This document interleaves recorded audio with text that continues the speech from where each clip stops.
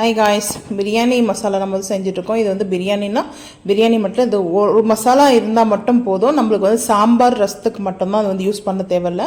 இது எல்லாமே அன்னாச்சி பூலேருந்து நம்மளுக்கு வந்து பார்த்திங்கன்னா சோம்பு, சீரகம், அதுக்கப்புறம் பட்டை எல்லாமே நம்மளுக்கு வந்து பார்த்திங்கன்னா மிளகு, தனியா, இது வந்து சினமன் வந்து பார்த்திங்கன்னா சுருள் பட்டை இது, அதுக்கப்புறம் பேலீஃப் இருக்குது, கடல் பாசி இருக்குது. எல்லாமே நம்ம வந்து பார்த்திங்கன்னா டிமார்ட்டில் தான் நான் வந்து பர்ச்சேஸ் பண்ணியிருக்கேன். ஏலக்காலேருந்து பார்த்திங்கன்னா ரொம்ப வந்து சூப்பராக வந்து நம்ம ரெடி பண்ணுறோம் மசாலா வந்துட்டு.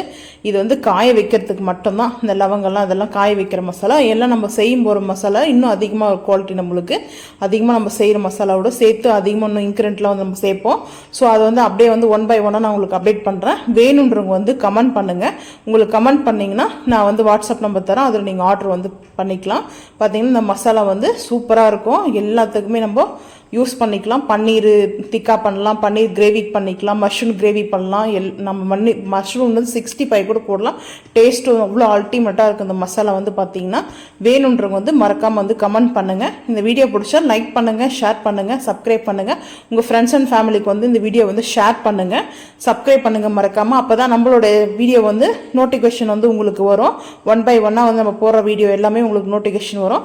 மறக்காமல் வந்து வேணுன்றவங்க வந்து ஆர்டர் பண்ணுங்கள். Thank you.